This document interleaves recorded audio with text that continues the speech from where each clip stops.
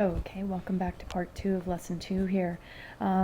So let's finish up this part C that we were doing. So when we were talking about when y, remember f of x is y, when y is between 0 and 1, the graph lies above the graph of the original function. The reason why is if we have a value of y equals 1/4 and we square root that, square root the top, square root the bottom, you'd get 1/2, which means the number actually became bigger, the y value. So therefore, you would be above what your old y value was. Now, if y is equal to 1, let's think about that. Square root of 1 is going to be 1. So the graph of the square root of f of x, or square root of y, would lie on the graph of the original, y equals f of x. If f of x is greater than 1, or y is greater than 1, so let's say we have like 4 for y values, the square root of 4 is 2. So therefore the square root function would actually lie below, because your y value would be less than what it was originally, because we square rooted a number bigger than 1. Okay, let's look at the next page. Okay, so these two examples, this is really talking about how that happens. Like, see how this is our original function, and let's say we have a y value of like 1/2, okay? If we, or let's do 1/4, so it's more similar to what I just talked about. So let's say we have a y value of 1/4 right here. If we square root 1/4, square root of 1 over square root of 4, that's 1/2.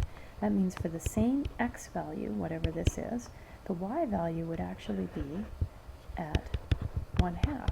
And that's why it's above the original graph. Here, where y is 1, square root of 1 is still 1, so that's the same. Here, square root of 0, still 0. Those 2 points are the same, aren't they? Now let's go over here. Let's say we go, I know this is equal to 2, but we can imagine this keeps going forever, and we're at a y value of 4, let's say. If we square root 4, we get a y value of 2, and therefore the graph would be below, okay? Yeah, so what they're talking about here is when you have an oblique straight line, oblique just means at an angle that's not parallel or perpendicular to the axes, that the square root function actually ends up being what's called concave down, which means like this, basically. That's concave down, this is concave up. Happy face, sad face, okay? So, and that happens whenever you have a straight line like this. So, and it happened for both of those graphs. All right, to summarize, things that we discovered, okay? Where f of x is less than 0 or y is less than 0, the graph does not exist of the square root of it, okay? Because you can't square root a negative number. Okay, if f of x is 0 or f of x is 1, those are invariant points occur where y is equal to 0 or 1, okay? If we have a fraction or a y value between 0 and 1, then we would lie above the graph of the other one. You get bigger y values. Greater than 1, you get smaller y values, okay? And square root of that. Okay, we talked about that stuff. Let's look at the next page, some examples. Okay, so example number 1, we're given a graph here, y equals f of x, and they want us to sketch the graph of the square root function of that. Okay, so let's do that. First of all, we know the invariant points occur where y is equal to 0 or 1. So let's start with that. There's 0, 0, and 0. And also at y equals 1, 1, quite a few of those ones, okay. Also, the graph, so that's one important point. Also, the graph does not exist where y is less than 0. So that means these points, these spots here, the graph doesn't exist, which means these x values won't exist. And again, here, graph doesn't exist when we square root it, and therefore no graph to the right of 16. So you can't square root negative y. That would be a no. Okay, then thirdly, you just want to square root your y values. Okay, so let's see, here's a y value of 4, that is the square root of 2, so we'll put that down there, and it's the same the whole way, so that would be a straight line from that point to that point for a consistent y value of 2, square root of 4. Okay, any other nice square roots? Not really. Square root of 2 is like 1.4, so that might be somewhere in there. So really what we want to do now is draw a graph. Remember, it's concave down, so that would be concave down, and here too, concave down, and concave down, and concave down. Good. And it's also important to show the graph being above the line here when you're between 0 and 1, and below the line here. Okay, so domain and range. Let's take a look at that. So of the original function that I've scribbled all over, it went for forever left and forever right, if you look at the black arrows. So domain originally, I'll do that in a different color.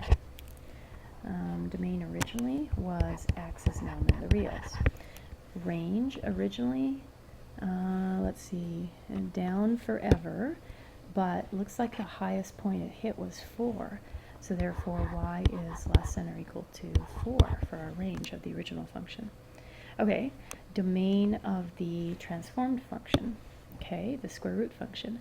Well, because we had to get rid of these parts of the graph, because we can't square root negative y values, we only exist from, where is this, -3 to 16 for our graph. So that means x has to be between -3 and 16. Okay, for range, again, we can't go below, so our lowest y value is 0, and then the highest y value we had was the square root of our highest y value from before, so square root of 4 was 2, and that means y is between 0 and 2, so we write it like that. Okay, good job. Let's look at example 2, our last example. Okay, in each case, the graph of g of x is shown. If h of x is the square root of that function, g of x, determine the domain and the range without sketching the graph, okay? So basically, have you learned how we've discovered domain and range without having to sketch it? So let's look at this graph.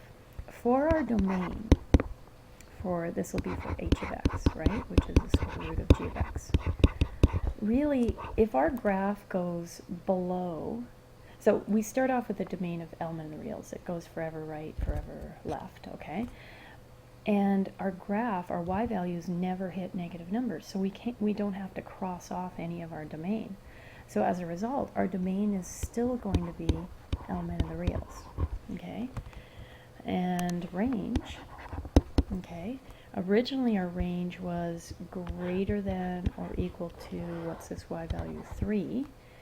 So if we square root all of these y values, the lowest y value then would be the square root of 3. So our range would be that y has to be greater than or equal to the square root of 3. And it goes forever up, so we don't have to worry about that end of it. Okay, why don't you guys, well, these are a little tricky. I'll walk you through this one. Okay, so on B, let's look at domain first.